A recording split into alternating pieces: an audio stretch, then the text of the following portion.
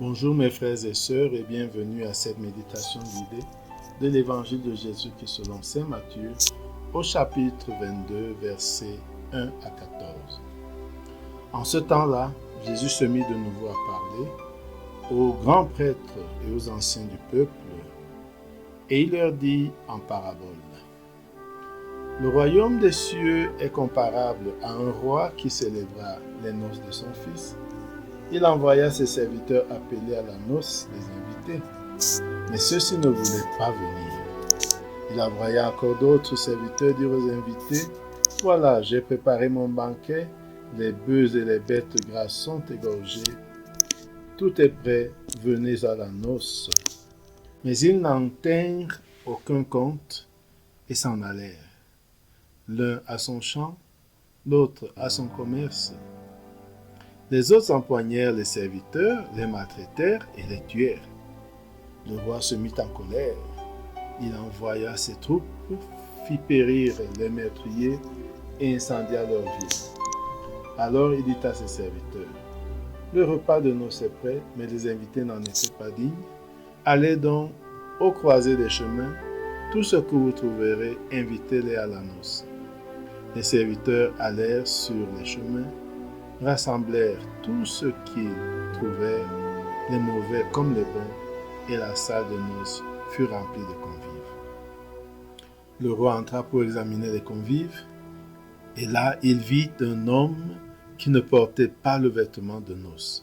Il lui dit: Mon ami, comment es-tu entré ici sans avoir le vêtement de noces? L'autre garda le silence. Alors le roi dit aux serviteurs: Jetez-le pieds et poings liés dans les ténèbres du dehors, là où il y aura des pleurs et des grincements des dents. Car beaucoup sont appelés, mais peu sont élus. Mes frères et sœurs,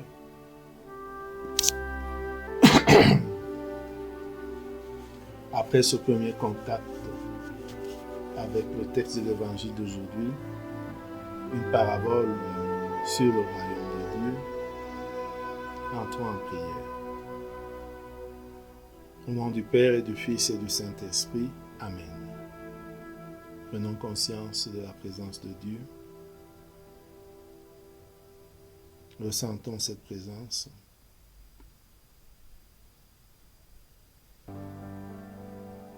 Et rendons-nous présents à cette présence.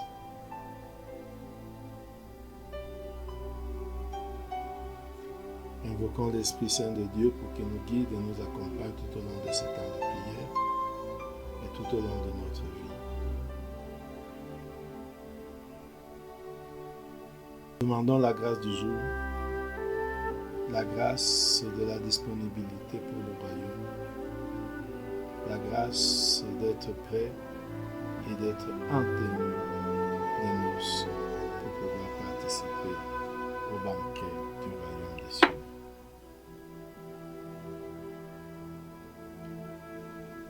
Imaginons le lieu où se trouve Jésus.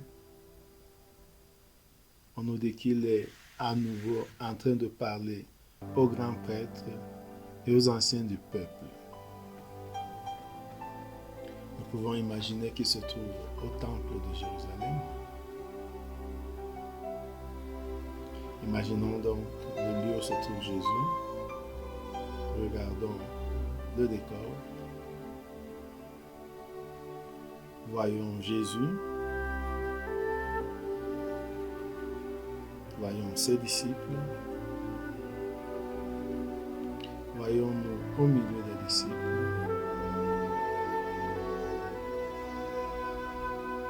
Et voyons des grands prêtres et les anciens du peuple en conversation avec Jésus. Écoutons Jésus qui parle aux anciens et aux grands prêtres. Le royaume des cieux est comparable à un roi qui célébra les noces de son fils. Il envoya ses serviteurs appeler à la noce les invités, mais ceux-ci ne voulaient pas venir. Nous pouvons visualiser cette scène de ce roi qui célèbre les noces de son Fils. Regardons les préparatifs de la noce. Regardons tout déjà prêt.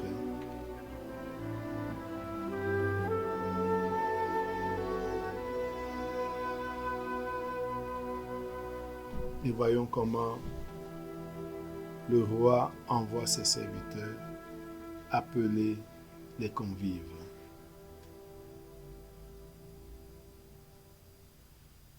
Et voyons que les convives n'ont pas du tout envie d'y aller.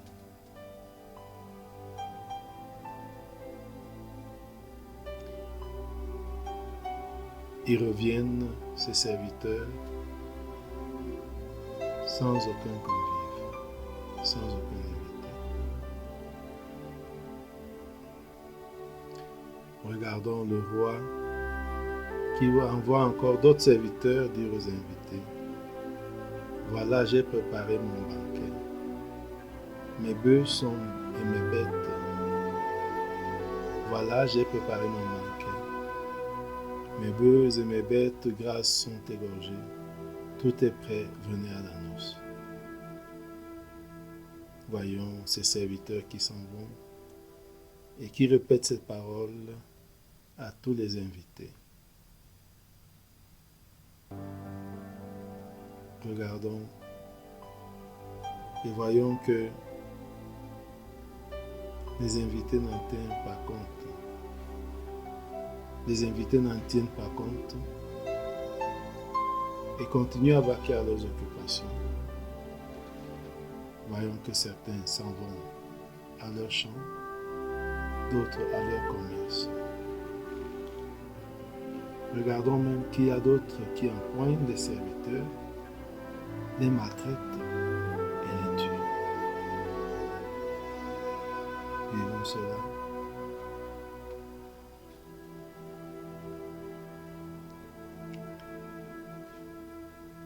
Et ressentons ce que ressent le roi en apprenant cela.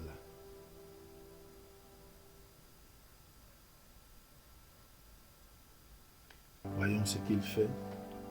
Il envoie ses troupes faire périr les meurtriers.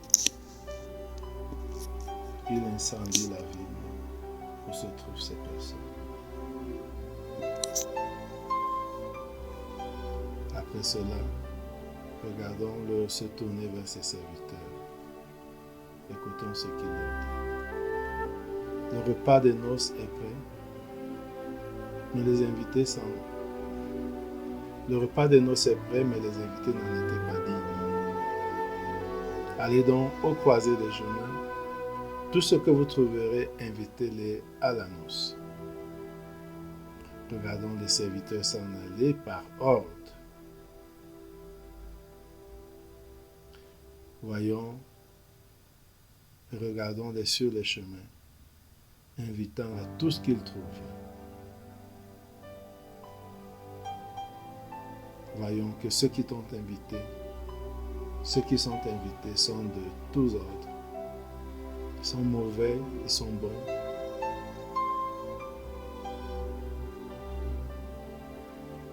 Mais toujours est-il que la sagne est enfin remplie.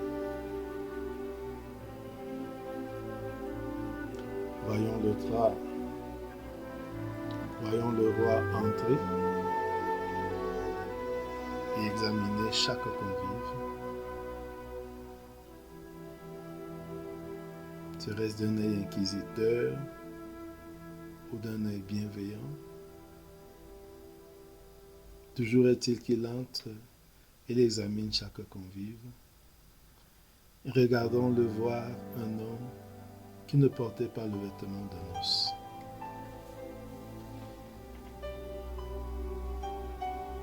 Voyons le roi s'approcher de lui et écoutons ce qu'il lui dit. Mon ami, comment es-tu entré ici sans avoir le vêtement de noces?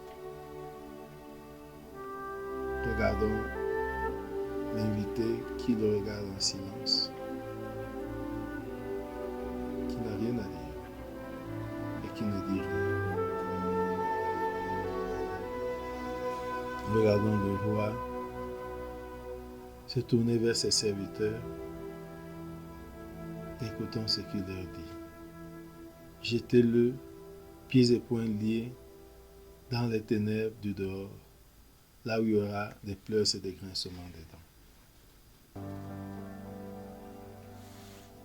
Revenons à Jésus qui raconte la scène. Regardons-le conclure. Beaucoup sont appelés, mais peu sont élus.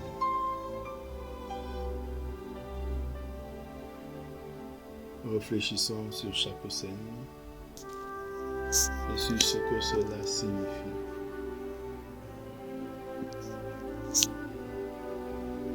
Première étape, les invités refusent de venir à la première invitation, au premier appel. Vivons cela et réfléchissons. Qu'est-ce que cela veut dire pour nous aujourd'hui? Mes frères et sœurs, méditons et réfléchissons sur ce texte, cette parabole, qui est le roi et qui sont les invités. Essayons d'imaginer qui est le roi et qui sont les invités. Voyons cette première étape où le roi prépare les noces de son fils et il envoie appeler les invités. Les envoyés rentrent sans les invités. Qu'est-ce que cela signifie? Comment l'interpréter aujourd'hui?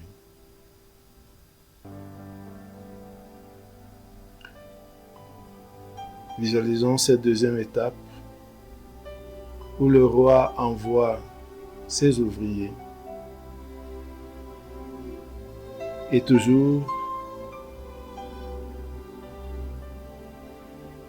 les invités n'en tiennent pas compte. Certains vont à leur champ, d'autres vont à leur commerce et pire encore, d'autres s'en prennent aux envoyés, les maltraitent et les tuent.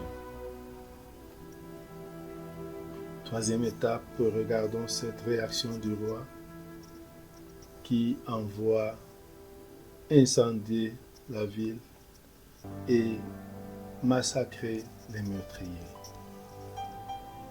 Qu'est-ce que cela signifie? Quelle image de Dieu cela véhicule-t-il? Et comment le comprendre dans notre contexte?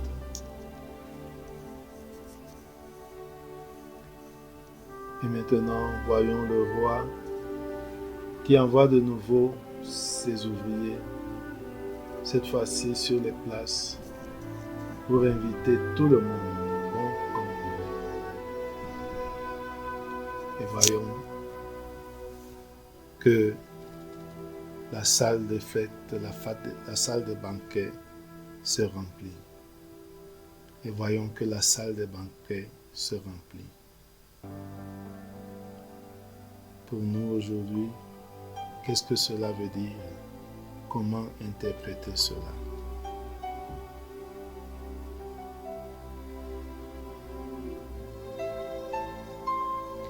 Et maintenant, voyons que le roi entre dans cette salle pour inspecter les invités, qui pourtant ont été pris dans les carrefours.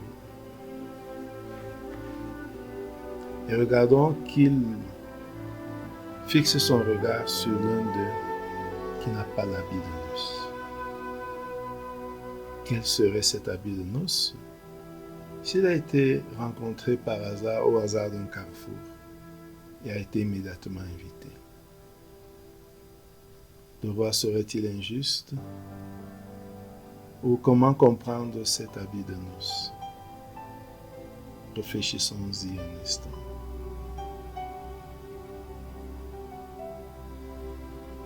Regardons d'abord le dialogue entre le roi et cet homme. Mon ami, comment es-tu entré ici sans avoir la vie de noces? Et regardons cette personne qui ne dit mot. Et voyons le roi qui invite ses serviteurs à jeter cet homme dehors, pieds et poings liés. Son crime, c'est n'avoir pas la vie de noces pour entrer dans le royaume. Comment comprendre cela? Jésus explique que beaucoup sont appelés, mais peu sont élus. Prenons un temps pour dialoguer avec Jésus sur ce fait qui nous surprend sur cet évangile, cette parabole.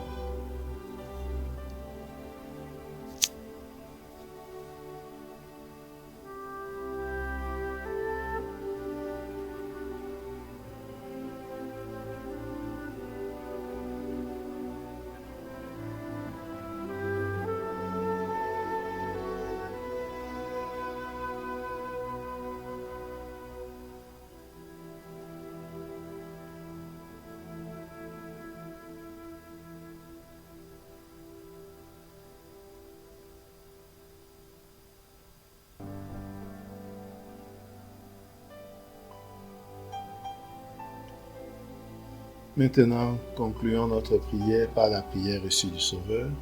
Notre Père qui es aux cieux, que ton nom soit sanctifié, que ton règne vienne, que ta volonté soit faite sur la terre comme au ciel. Donne-nous aujourd'hui notre pain de ce jour. Pardonne-nous nos offenses comme nous pardonnons aussi à ceux qui nous ont offensés. Et ne nous laisse pas entrer en tentation, mais délivre-nous du mal.